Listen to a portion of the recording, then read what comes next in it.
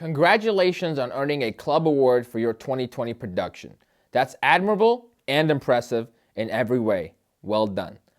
Ladies and gentlemen, that's what failure sounds like. Stay tuned. Hello there, my people. I hope you're all having a great day. If you don't know, my name is Aram. I'm a real estate agent here in the Chicagoland area. If you're watching this video, the 2020 recap of my production, my sales, my business, that means chances are this is not your first time watching any of my videos, so I want to thank you for your support. If it is the first time you're watching it and you like this level of honesty and transparency, hit the subscribe button for me. Leave a comment with your feedback and your 2020 recap, and I'll reply to every single comment. And of course, smash that like button. Do me a solid. It means a lot. Now that we got that out the way, let's talk about the topic at hand, the 2020 recap. Oh, 2020, what a year you've been. Oh my goodness, I am not looking forward to making this video because if you remember, at the end of 2019, I specifically said I do not want to sit here and make a video talking about how I did not achieve my goals. Maybe I'll roll the clip. I'm hoping that I do not drop the ball with this one. At the end of 2020, I have to make a video saying why I didn't make 100K in 2020. So I hope that doesn't happen, and we can actually make a video saying how I did it. So I look forward to it. Yeah, that video did not age well, did it? Judging by the tone that we're going with right now, you obviously know that we did not hit the $100,000 income goal that I had set for myself. That's why I read the email from RE/MAX in the intro of this video. That was basically letting me know that I'm in the 50K to 99K production value for RE/MAX, which gives me the executive award, which basically is the same thing I got last year because my production is identical. Right, so nothing has really changed. So let's start with exactly how much I grossed and then how much I brought home. I believe I grossed $57,000 to $58,000 in that range, and then my net after my splits and some expenses was like $47,000 and some change, right? Which is a disappointment to say the least from what I was expecting to make and what I was on track to make if you had talked to me in August. August, I just finished the summer of making I think I made my entire $47,000 in the months of May through September. Because from October 1st all the way to December 31st, this is how many deals I closed. Goes with that number right there, 0. 0 deals. And I made a video in the beginning of October about how I'm gonna still hit that 100K goal, and I had a pipeline about at least $40,000 of just net income. And that's about how much money I lost in deals.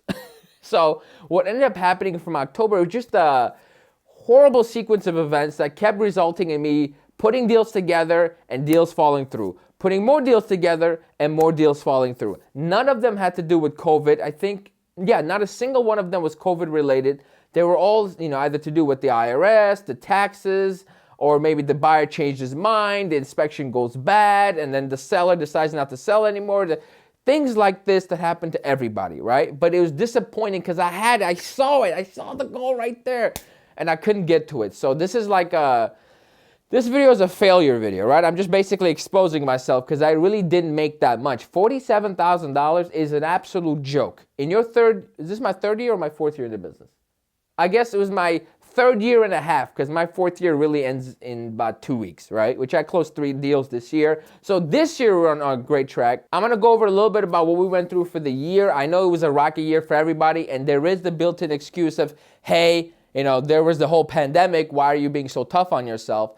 But the reality is, as a real estate agent, we can't use that excuse. The real estate market was hotter than it's ever been in 2020, right? Everybody's staying at home, but a lot of people still had their jobs and they were buying houses. The interest rate was so low. There's no excuse why in 2020 I could not hit my income goal, right? It's just a little bit of bad luck, and I guess my pipeline, if I had $100,000 in my pipeline just at that point that I made the October video, I guarantee I would have hit it. So I guess the lesson is keep filling the pipeline, and I'm learning that lesson as I talk to you. Now I will add, I didn't really make $47,000 this year. I did make substantially more from other sources of income that I have. My actual income for 2020 ended up being something in the realm of 84 to 88,000. I still haven't added everything together. I do have some side hustles. I was able to benefit from this Corona relief program, things like this. So I did actually end up coming away with a lot of money. So it's not like I'm poor,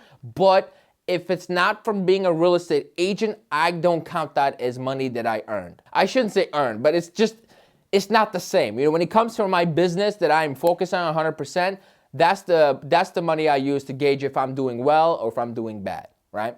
That being said, let's kind of talk about how the year started, how the middle went, and then how it ended. So January, February, March.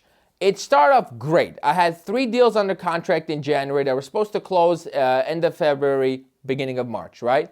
And I had 1 rental for $5,000. That's a pretty penny. We get half of first month's rent, so that was going to be a $2,500 check. Well, the 2 deals fell apart, so I ended up having just 1 closing in February, beginning of March. And then the rental also fell apart, so that didn't do me any good. So we start off the year rocky, to say the least. And this was pre-pandemic, right? So again, I can't give any blame to the pandemic. I will give myself a pass for March because that's when things were going a little crazy. Everybody was very scared. So everything was really put on pause for the month of March. But end of March, beginning of April, we hit the ground running. I started showing houses again, and I put a place under contract. And from that point on, from beginning of May all the way to September, I think I closed a deal or 2 every single month. And in that period of time is where I generated about 90% of the $47,000 of net income that I mentioned earlier in this video. I think I made like $4,000 beginning of March, and then the rest was generated in that period of time between May and end of September, right? I think, what is that, a 6-month period? So I was feeling rather wealthy going into the 4th quarter, and I felt good. I looked at my pipeline. I'm like, you know what? We got this. And then it's just one problem after another problem after another problem after another problem, and it's all my fault because I should have had a bigger pipeline. And I'm working on that as we speak because I have this habit of when the deals start coming in, and I do this every year. Why can't I learn my lesson? When the deals start coming in, I kind of shy away from, okay, let's go back and let's keep the pipeline full for 6 months from now, right? I always make that mistake because I get caught up in the moment. Even right now, every day I'm on showings from 2 o'clock up until like 5 o'clock, or sometimes even after. I have buyer consults, incredibly busy, right? And then I forget that I need to continue to build that pipeline. And that is huge. I'm gonna nail that into my forehead or get a tattoo of it.